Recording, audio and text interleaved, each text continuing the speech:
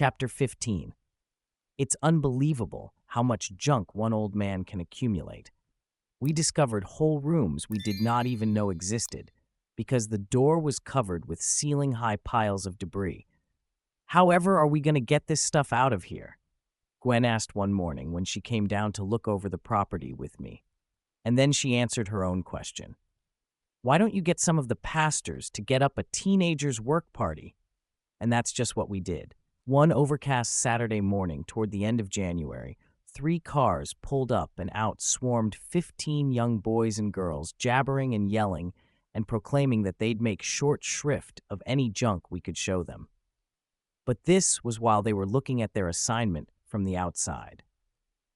When they went in and were taken from attic to basement, I could watch the enthusiasm drain out of them.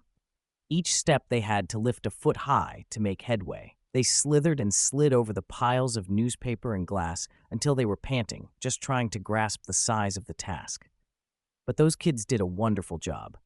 They started at the front of the building and cleared a path for themselves, and room by room, floor by floor, they kept steadily at it until they had carried every bit of that junk out into the backyard.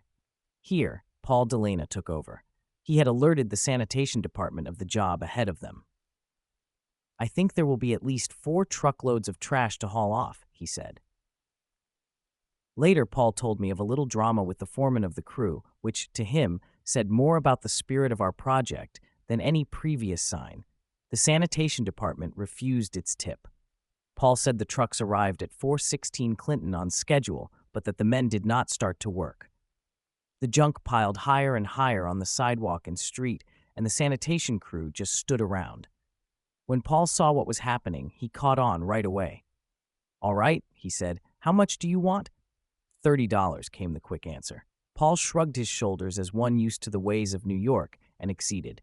Rather than hold the project up, he would pay the necessary gratuity himself when the job was done. Hours later, the last of the trucks was filled. 6 garbage trucks had rumbled down the street, groaning under their burden. The foreman came and asked Paul if everything was all tight. Perfect, said Paul. Jan did a good job. I guess you want your money now. He started to reach for his wallet. What money? Said the foreman. And then he laughed, but it was a forced laugh, Paul said, the kind that tried to cover up emotion. Look, mister, those kids of yours told me what you're doing here. I've got a teenager of my own. Do you think we'd take money for helping you out? And with that, he got into his truck, revved it up, and stormed away with a show of one who was really pretty tough. At the end of 3 weeks, we were finally ready to begin work on the house itself. Painters from various churches arrived, and room by room we covered up the artwork with which students from the nearby college had decorated the walls. Then plumbers came. They had to tear the walls apart as new frozen and burst pipes were discovered. All this cost money, which I had to raise by taking time out for flights all over the country to make appeals. One real blow came when the city announced that before we could get a certificate of occupancy, a complete sprinkler system had to be installed in the building. The cost, $5,000. Off new again, taking time out from the work I really wanted to do, just to raise money. Even so, I could never have done all the fundraising by myself. Everyone on the board helped in his own way. One minister, for instance, Grady Finnan, traveled around the country to present our needs. Another member of the board was Martin Carl, a very successful professional singer who used to be with the Mariners Quartet on the Arthur Godfrey Show. You can imagine the drop in income Marty took when he came to work for us as a singing ambassador. Marty took this challenge literally across the country, telling about the center that was starting in New York. Finally, the last painter and the last plumber left the center, and we settled back to look at what had happened before our eyes. With less than $100 in the bank, God had raised up this home. But now we had to put it to use. We wanted to fill it with His children. But before we could do that, we had to give His children a place to sit down. We had a fine building, but there was nothing in it. It was at this stage of our experience that I realized how much God wanted all sorts of people to be a part of our work. We started pretty much as an Assemblies of God program, and before we knew it, we had an Episcopalian and a Presbyterian and a Baptist and a Dutch Reformed committee member. And we had attracted the interest of some truly influential businessmen. One, for instance, was Mr. Walter Hoving, president of Bonwit Teller, and also of Tiffany's in New York. Mr. and Mrs. Hoving took a personal hand in introducing us to people we would never have met without their help. One afternoon, Mrs. Grau Hoving held a luncheon at the exclusive River Club, to which she invited just a few people who should know about you. 50 people showed up. A converted drug addict stood up and told very simply how his life had been changed. There was not a person in that dining room who was not deeply stirred. Walter Hoving became the president of our board of advisors. "Since you're one of us now, Mr. Hoving," said Paul Delina, "we would like to return the courtesy of your generous meal at the River Club. Do you like lasagna?" It was Mrs. Hoving who answered. She loved lasagna, but it was so hard, she said, to get the real thing. Which is how it happened that the Hovings were invited to the home of the Delanas for a mouth-watering meal of home-baked Italian specialties. As we all sat around Mrs. Delina's table, I couldn't help but say a private prayer of thanks that God was bringing people from so many different backgrounds into this work. Another business friend of Teen Challenge Center was Mr. Treatable Grant Simmons Jr., president of the Simmons Bed Company. We were introduced to Mr. Simmons through the Hovings, and we went to him with a specific request. We needed 20 beds. For an hour, we sat in Mr. Simmons' Park Avenue offices, telling him about our hopes and about the strange way God was working in the city. Mr. Simmons was generous not only with his time but with his substance. From that day on, many a boy who is used to sleeping on subway benches has slept at the center on Simmons beds and mattresses. To me, one of the real functions of our ministry is getting people like Walt Hoving, Grant Simmons, and Clem Stone interested in the work of Pentecostals. I would often hear remarks like this. "I'll have to admit," said one of our Episcopalian board members who had been to a service at our chapel, "that I was a little shocked when I first heard your young people praising the Lord and watched them raise their hands as they prayed. But I'll also have to admit that there was something very real going on in our hearts. We Episcopalians talk about the real presence of Christ. He's here in this home." This was the highest compliment our work has ever received. It is this presence that makes the healing work of the Teen Challenge Center possible. That sense of presence has grown steadily, but its greatest growth took place when we began to put our dreams into action. We planned to use the home in this way. Eventually, we would have 20 workers at the center. Each morning, these young men and women would rise, have breakfast, and then spend the morning in prayer and study. This would be an essential part of our work. I had long ago discovered that too much running around, without a base of quiet meditation, produces little of value. After lunch, our street day would begin.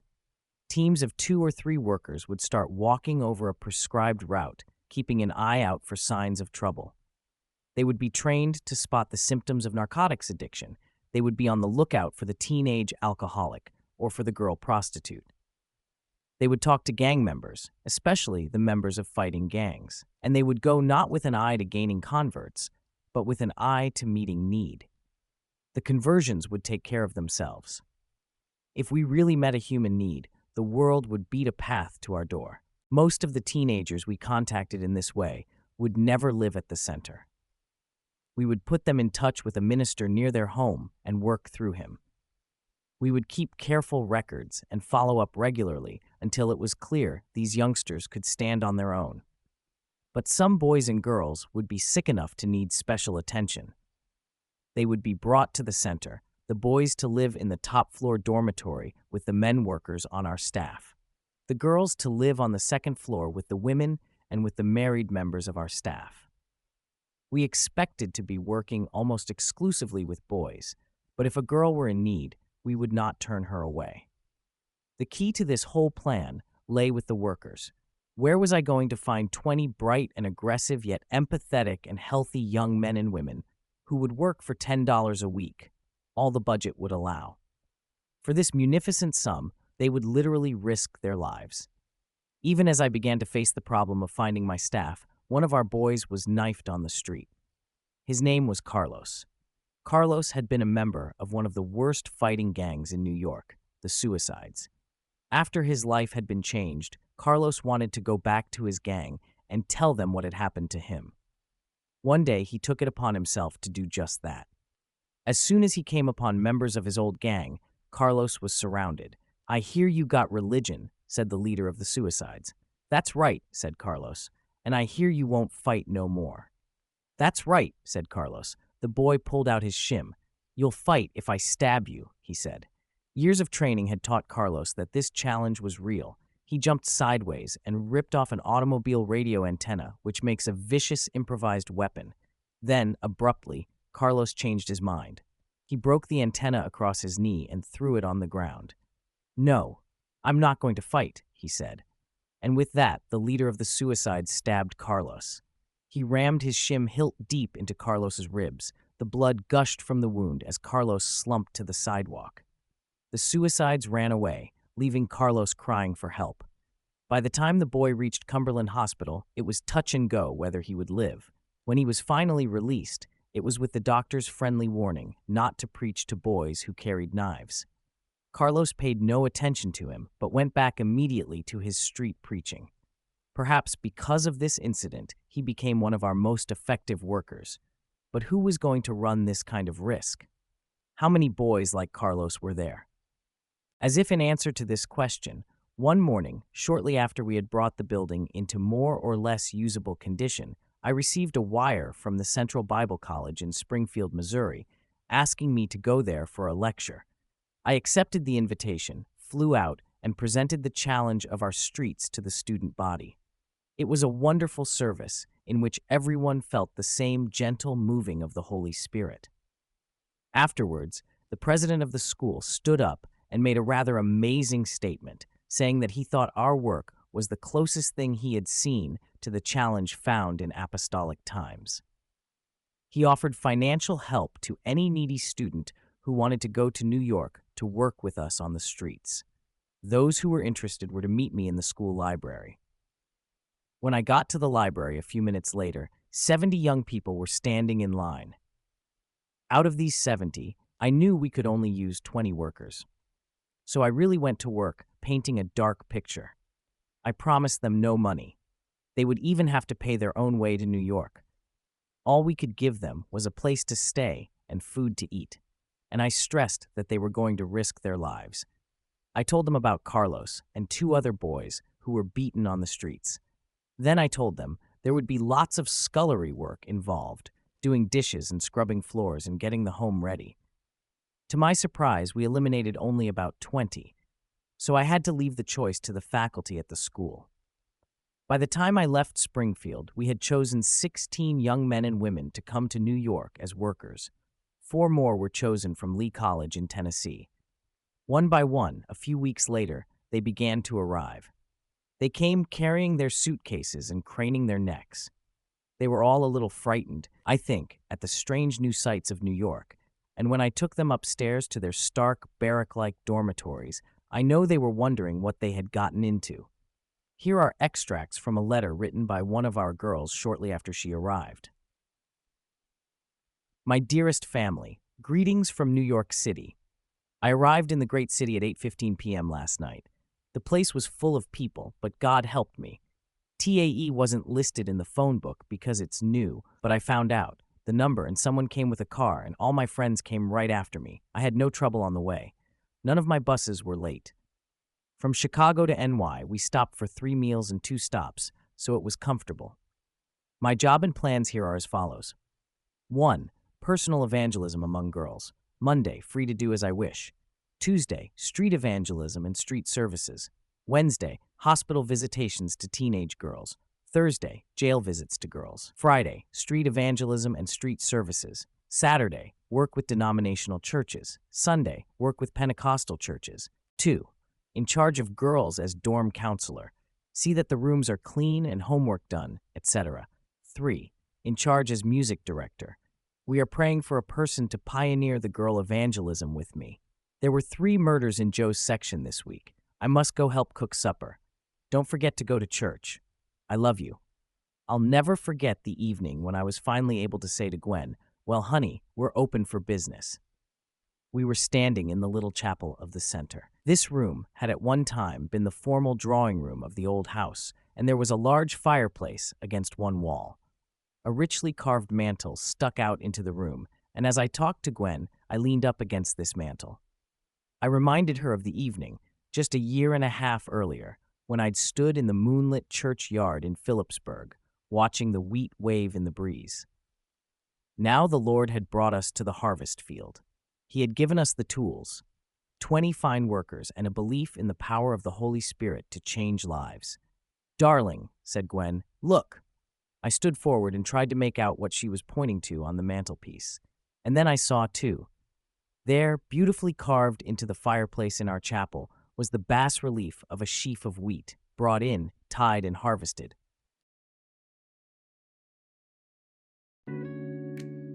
If you've made it this far, please don't forget to like this video and subscribe to this channel so you don't miss the next chapters. Thank you. Hope to see you soon.